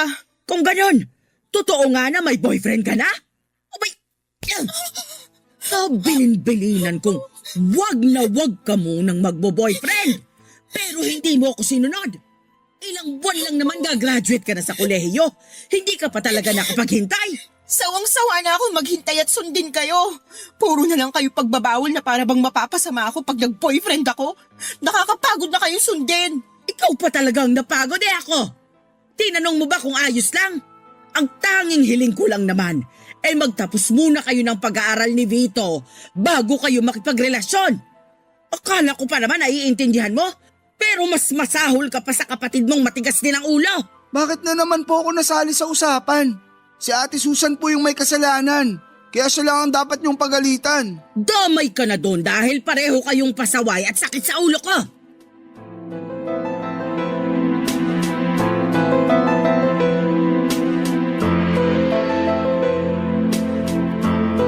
Papadudot ayaw talaga ni nanay na mag-boyfriend si Ate Susan dahil graduating na siya sa college. Saka 21 years old pa lamang siya noon. Pakiramdam kasi ni nanay lahat ng mga lalaki ay manloloko katulad ng tatay namin. At para sa kanya ay agrabyado si Ate Susan dahil babae siya sakaling mabuntis, lokohin at iwan siya ng boyfriend niya. Bukod doon ay mahirap daw kasi kung may anak na kaya hanggat maaari unahin muna namin ang pag-aaral at pagtatrabaho. Kaya nga noong nahuli ko si ate na may kahalikang lalaki ay wala naman talaga akong intensyon na sabihin yon kay nanay. Plano ko lang sanang gamitin ang nalaman ko para mapasunod si Ate Susan. Kaso nangyari na nga ang hindi dapat mangyari. Galit na galit sa akin ang ate ko kasi sinumbong ko raw siya sa nanay namin kaya naman pinagbantaan niya ako. Na mananagot ako sa kanya. Nung una, papadudot ay hindi ko pinansin ang pagbabanta niya dahil ako naman ang pwede niyang gawin. Kaya lang isang araw nang pauwi na ako galing sa eskwelahan ay may grupo ng 3 lalaki na humarang sa akin. Yung isa doon ay namukhaan ko na lalaking kahalika ng ate ko. Siya yung humablot sa bag ko at nagdala sa akin sa may talahiban. Siya rin ang tumulak sa akin sa may putikan. Yung isa naman ay sumipa sa akin sa tiyan tapos yung isa naman ang sumabunot sa akin. Pagkatapos noon papadudot ay tuluyan na nila akong binugbog upang turuan daw ng leksyon. Barangay Love Stories. Barangay Love Stories. Papadudot hindi naman ako napuruhan sa pambubugbog sa akin ng boyfriend ni Ate Susan. Kasama ng mga tropa nito. Tinuruan lang daw nila ako ng leksyon dahil masyado akong madaldal. Kaya lang na-trauma naman ako. Alam ko na si ate ang may pakana ng mga bagay na yon kaya naman galit ako sa kanya. Hindi ko siya pinapansin kapag nasa bahay kami o kung minsan ay padabog ko na lamang na sinusunod ang mga utos niya para wala ng gulo. Wala rin naman kasing kwenta kung sasabihin ko pa kay nanay ang nangyari dahil baka lalo akong mapasama. Samantala ay pinagpatuloy lang ng kapatid ko ang pagbo-boyfriend kahit tutol si nanay. Sa uli wala na rin naman siyang nagawa at pinagbigyan na lamang ang paborito niyang anak. Naging legal pa nga sila ng boyfriend niya sa bahay. Kapag andon ang mga ito kasama si ate ay nanginginig ang tuhod ko sa sobrang takot. Madalas nagdadahilan na lamang ako para makaalis ng bahay, wag lamang silang makasama.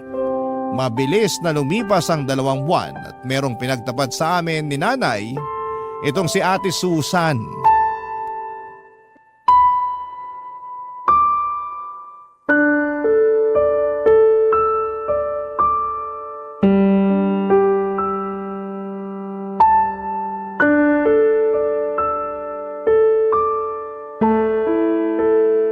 Nay, aalis na po ako.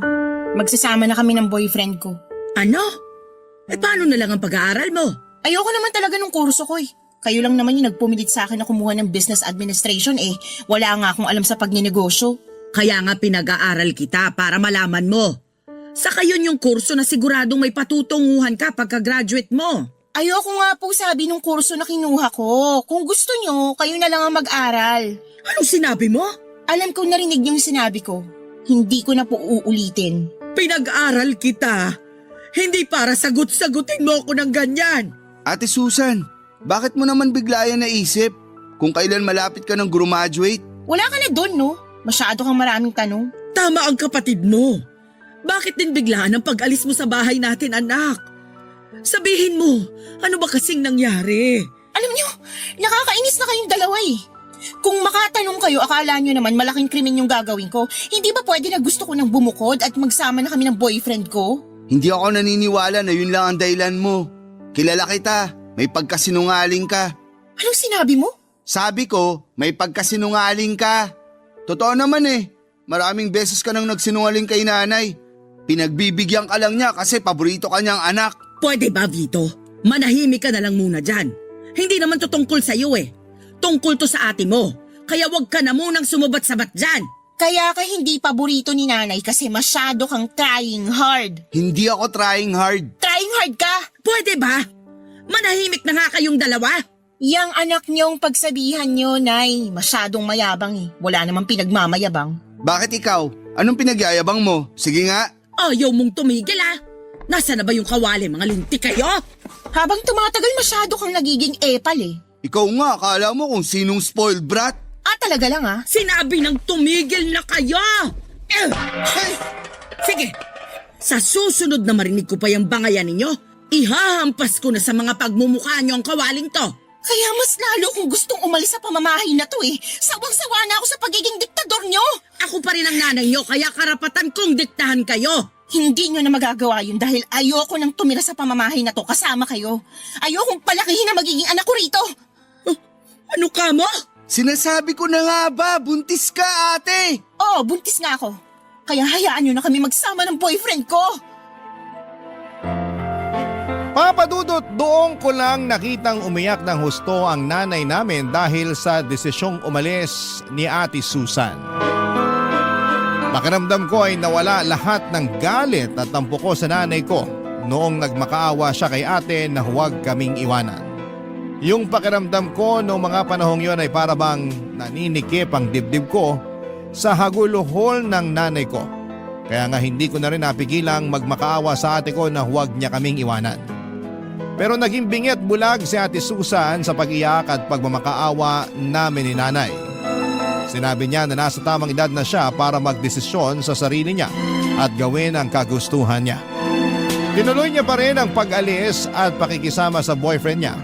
Ang balita namin, umuwi raw sila sa probinsya ng lalaki sa Albay, Bicol.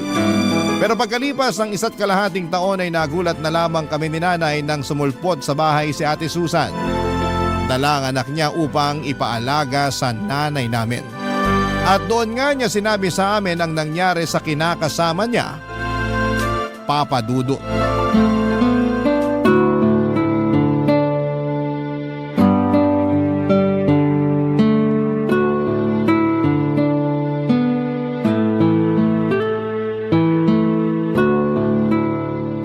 Grabe yung iyak ng apo ko. Akala mo naman inaaway. Buti na lang talaga napatulog ko na siya. Kaya nga, Nay. Pareho kaming walang maayos na tulog kasi hindi siya komportable dun sa bus eh. Kaya nga pagkatapos nating maghapunan, magpahinga ka na. Bakit kasi hindi kayo nag-text na uuwi pala kayo rito? Sana nasundo ko man lang kayo sa terminal. Ayoko namang makaabala sa inyo ni Nanay.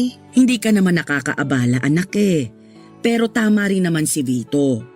Kung alam lang namin na magbabakasyon kayo rito ng apo ko, sana nakapaglinis man lang ako ng bahay. Ang totoo, hindi naman po kami magbabakasyon dito. Umuwi kami rito kasi dito na kami titira. Bakit? Anong nangyari? Oo nga ate. Saka, nasan ang kinakasama mo? Nandun sa Bicol, iniwan ko. Ano ka mo? Iniwan? Ibig sabihin, hiwalay na kayo? Parang gano'n na nga. Masyado kasi siyang mamas boy. Hindi kami magkasundo ng biyanan ko. Lagi akong pinag-iinitan kahit nung buntis pa lang ako. Akala ko magbabago pag pinanganak ko na yung baby namin kasi nga unang apo nila. Kaya lang, mas lumala pa yung ugali. Nalaman ko na lang na lagi pala akong pinagchichismisan ng kapitbahay na kesyo ganito lang ako, ganyan.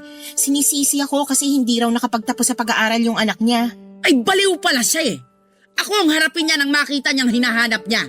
Pero alam naman ng kinakasama mo yung ginagawa sa'yo ng nanay niya. Alam naman, kaso mamas boy nga. Mas kinampihan yung nanay, palibasa matanda na raw. Basta, nakakasawa na. Akala niya yata ako yung klase ng babae na magtitiis kasama sa pamamahay nila, yung nanay niyang sala sa init, sala sa lamig. Kaya nilayasan mo sila, tanga yung anak mo, ganun. Oo, Ibang klase ka rin eh. bakit ba? Hindi ba kayo masaya ni nanay na umuwi na ako rito sa bahay? Wala naman akong sinabi na hindi kami masaya. Parang nung huli nating pagkikita, nagmamakaawa pa kayo na wag akong umalis. Ngayon na nandito na ako kasama yung anak ko, para namang pinagsakloban ng langit at lupa yung mga mukha niyo. Huwag mo na lang pansinin si Vito. Lagi namang mukhang pinagsakluban ng langit at lupa yung mukha ng kapatid mo eh. Basta anak, masayang masaya ako kasi sa wakas, nandito na ulit kayo sa bahay ng apo ko. Sobrang miss na miss ko na kayo, naku lalo ka na. Miss ko na rin po kayo, Nay. Ano nang plano mo ngayon? Pwede bang bukas na lang ako magplano? Kasi kita mo na nga pagod kami ng anak ko sa biyahe, makatanong ka dyan. Huwag ka mag-alala kasi may pera naman ako na itatabi. May pang-ambag ako kahit man lang sa pagkain natin. Akala mo yata nagbakasyon na ako dun sa Bicol. Nagtitinda-tinda naman ako ng ice candy tsaka yelo nung summer kaya kahit papano may kinita ako. Kung yun ang inaalala mo.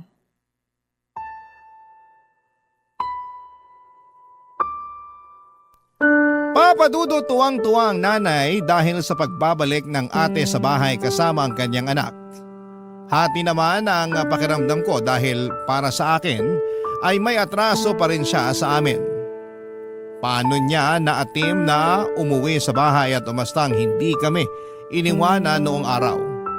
Ni hindi nga siya nagsorry sa pag-alis niya at ewan ko ba naman sa nanay ko kasi nagawa niya pa rin patawarin kagad ang ate ko. Doon ko na nga napatunayan na talagang paborito niya ito. Hindi nga nagtagal ay nag-decide si Ate Susan na maghanap ng trabaho kaya kinausap niya si nanay na sa kanya ipagkatiwala ang anak niya para alagaan. Kaya nga kinailangang tumigil ng nanay sa pagtatrabaho niya sa factory para matutukan ang kanyang apo.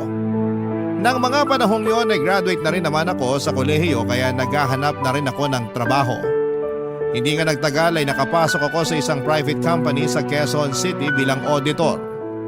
Nakapasok naman si Ate Susan bilang quality control inspector sa isang planta sa Pasig. Simula noon ay dalawa na kami ng ate ko ang naghahanap buhay kaya lang ay napansin ko na hindi siya patas.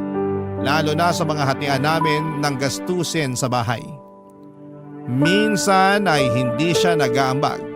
Kaya madalas kaming kapusin. Bukod doon, papadudot ay nagbubuhay dalaga na ang kapatid ko at tuluyan ng pinaubaya sa nanay namin ang pag-aalaga sa kanyang anak. Bagay na labis kong kinakainis, papadudot. Ang lagi niyang dahilan ay malungkot siya dahil sa nakaraan.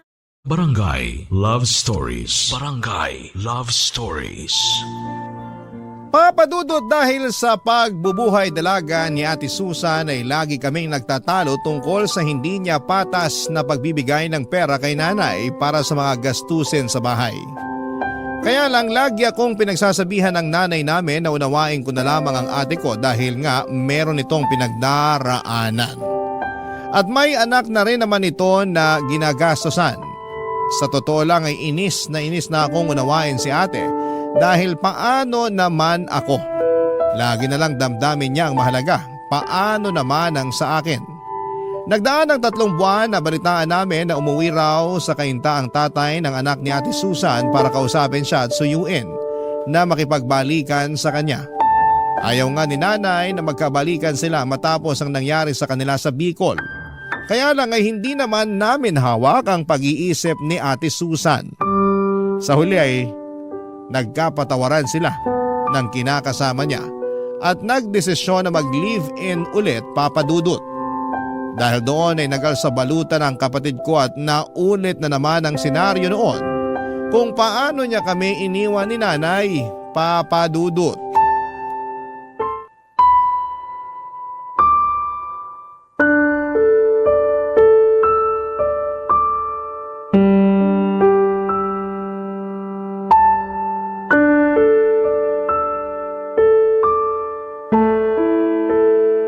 Anak naman, huwag ka nang umalis. Huwag mo na kaming iwan ng kapatid mo. Ano ba yan, Nay? Kumakaaya kayo dyan para kayong kinakatay na baboy? Ate Susan, ano ba? Nanay pa rin natin yung binabastos mo. Ay nako, sumabad na naman yung nagbabait-baitang anak. Hindi ako nagbabait-baitan. Saka hindi to tungkol sa akin, okay? Palibasa, wala kang konsensya eh. Iiwan mo na naman si nanay kung kailan napamahal na siya sa apo niya. Magsasama na nga ulit kami ng tatay ng anak ko. Ano bang mahirap intindihin doon? Yung pag-uugali mo yung mahirap intindihin. Wala namang kasing kaso kung magsama kayo. Pero hindi ka marunong magparamdam kahit man lang sana kay nanay. Hindi ka tumatawag o nagte-text. Hindi ka marunong mangamusta sa amin dito sa bahay. Maiisip ko pa ba yun? May anak nga akong inaalagaan. Hindi katwiran yun. Ang sabihin mo, wala ka na talagang respeto sa nanay natin. Oh, tapos ngayon, aalis ka na naman. Sigurado ako na hindi ka na naman magpaparamdam sa amin ni nanay. Magaling ka lang pag may kailangan eh. Doon ka lang namin nararamdaman. Nasasabi mo lang yan kasi hindi mo pinagdadaanan yung mga pinagdaanan ko. Hindi ko na kailangan pagdaanan yung mga mali-mali mong desisyon sa buhay. Anong sabi mo? Pwede ba? Tama na nga yung pagtatalo ninyo. Hanggang ngayon ba naman parang bata pa rin kayo mag-away? Baka nakakalimutan ninyo. Magkapatid kayo! Si Vito yung pagsabihan nyo, Nay. Siya lang naman yung masyadong epal eh. Akala mo kung sino makapagsalita porque mas malaking kinikita? Hindi ako nagmamalaki sa'yo. Saka pinagtrabahuan ko lahat ng meron ako. Sus, ngayon lang yan. Mawawala rin yung yabang mo. Tumigil na nga kayo! Huwag na kayong mag-away! Naririndi na ako sa mga boses ninyo! Kung gustong umalis ni ate, hayaan nyo na lang, Nay. At bakit ko gagawin yon? Ayoko ngang mawala ang ate mo! Ayoko ring mapalayo sa apo ko! Tigilan nyo na nga po yung pagiging madrama nyo. Hindi naman kami titira sa ibang bansa. Dito pa rin kami sa Pilipinas. Malayo nga lang sa bahay natin. Kung bakit ba kasi babalik ka pa ulit sa Albay? Pwede namang dito na lang kayo ng anak mo sa kainta. Mahirap po ba talagang intindihin? Gusto nga ng kinakasama ko na doon na kami tumira. Plano na rin namin magpakasal at bumuo ng sarili naming pamilya. Kung tungkol naman doon sa nanay niya yung inaalala nyo, naisip ko, tama rin naman siya nung nag-usap kami. Pwede ko pa rin naman bigyan ng isang pagkakataon yung nanay niya. Tsaka magulang pa rin siya ng tatay ng anak ko kaya dapat ko pa rin siyang respetuhin. Nakakatawa na. Marunong kang rumespeto sa ibang tao, pero hindi sa sarili nating nanay. Tumawa ka lang hanggang gusto mo pero hindi nyo na mababago yung desisyon ko. Anak naman eh, huwag ka nang umalis. Huwag mo akong iwanan. Vito, anuhin mo nga yung nanay mo? Masyadong clingy, nakakainis. Hayaan nyo na lang pong umalis si ate. Total, hindi na rin naman tayo mahalaga sa kanya. Ayokong umalis ang ate mo. Ayokong magkalayo kami uli. Papa Dudut, sa ikalawang pagkakataon ay iniwan kami ni Ate Susan. Umalis siya nang hindi man lamang lumilingon sa umiiyak at nagmamakaawa naming nanay. Galit ako sa kanya, Papa Dudut, dahil sa pananakit niya sa nanay namin. Napakawalang respeto niya para magdesisyon ng ganon na lamang. Sa totoo lang ay malungkot din naman ako sa pag-alis nila ng pamangkin ko. Pero mas nanaig sa akin ang pagkadismaya sa kanya. Yung pagkakataon na yon pala ang huling beses na makikita namin sila ng buhay dahil pagkalipas ng 3 araw ay nalaman naming na aksidente ang bus na sinasakyan nila ng pamilya niya. Hindi matanggap ng nanay ang nangyari kay Ate Susan at sa apo niya. Labis-labis naman ang pagsisisi ko dahil hindi ko pa piniling makipagkasundo sa sarili kong kapatid ng mga panahong may pagkakataon pa sana. Hindi nyo rin naman ako masisisi at hindi kasi talaga kami lumaking malapit sa isa't isa. Kaya nga humingi talaga ako ng tawad sa harapan ng kabaong niya at nangako na hindi ko pababayaan si nanay habang nabubuhay ako. Mabilis na nagdaan ang 1 taon.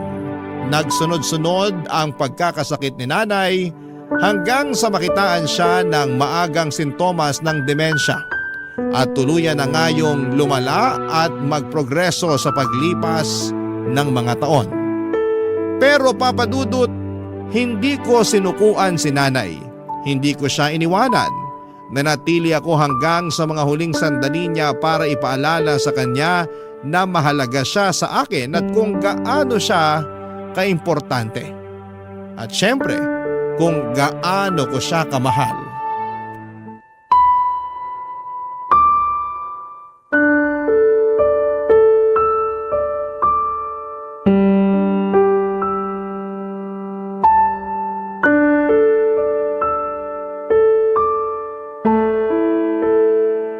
Nay? Nay, gising na po kayo para magmerienda? Ayoko pagising. Sayang naman. Nagluto pa naman ako ng paborito niyong pancake. Pancake? Nasaan pancake ko? Ito po oh. Hinati ko na yun ng maliliit para isusubo niyo na lang. Ay nako, paborito ko nga ito.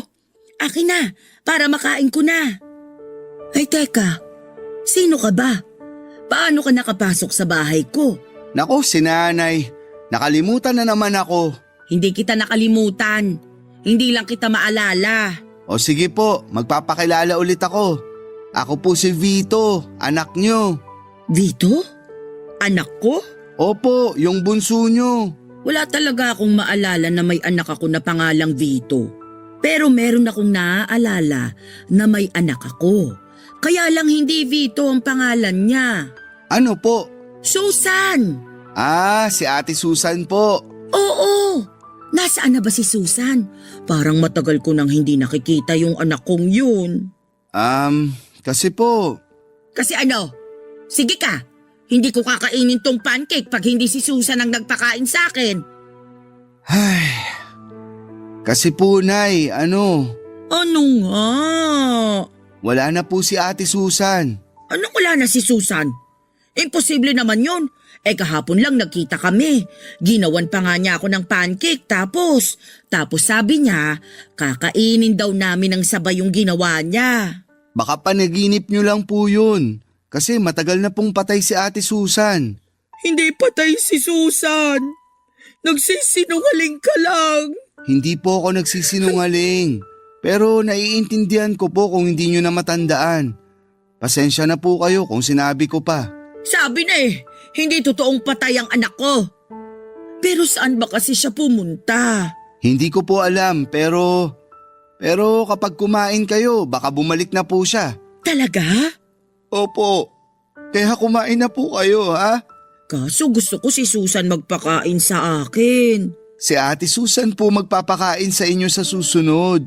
Pero sa ngayon, ako na lang po muna. Promise? Si Susan sa susunod Opo, promise po. Yay! Subuan ko na po kayo.